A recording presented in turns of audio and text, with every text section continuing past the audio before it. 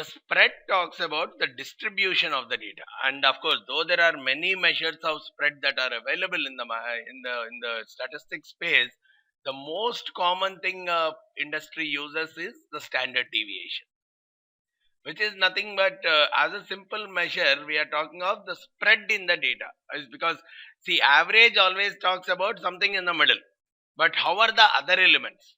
Are they very close to the center or are they very much away from the center? So that is what is being understood by the measure of spread, right? So talks about either the dispersion or variability or the scatter in the data, and sometimes we do try finding out the deviation from the mean. Most commonly, standard deviation as a definition is nothing but average deviation from the mean. Whereas sometimes I may be interested in finding out the deviation with respect to any other value also. Sometimes I may do it with respect to median. Sometimes I may do it with respect to 0. So at the end, the common definition is any deviation from a particular point. So there are so many terms which are generally used.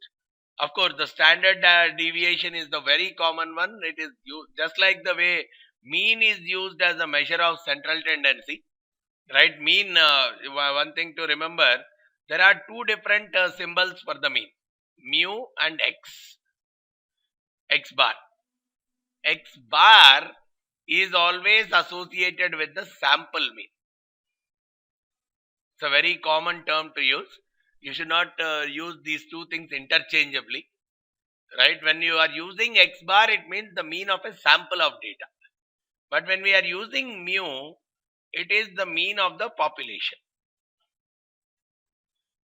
So to a large extent, we always work with the samples only. But when we are estimating, we estimate the population parameter. So we should use the mu and x bar accordingly. The same thing holds true with the standard deviation also. When I talk about population standard deviation, I use sigma. Whereas when we talk about sample standard deviation, S is being used.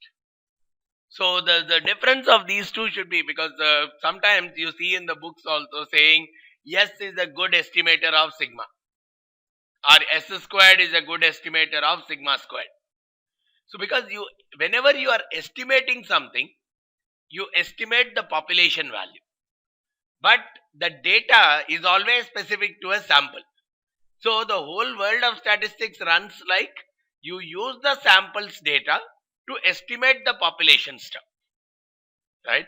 So the differentiation between these terms need to be comfortable with. And population is the complete data. Let's say you are having the whole list of policies. Probably there is nothing beyond that. That is what we call as the population. But whenever we work, we don't access the whole data in the world, right? When I have to make some conclusion, let's say elections, right? If I go to each and every voter and find out to whom they have voted, then it is the population. But I go only to some set of people and take their data. Even when you are talking of insurance policies or probably estimating the mortality of a particular person, whatever it is, the probability of accidents, whatever it is, I will not take all the accidents in the country and I cannot get the whole data, right? Probably some accidents don't get reported, lot of things may happen. So I may not get the whole data.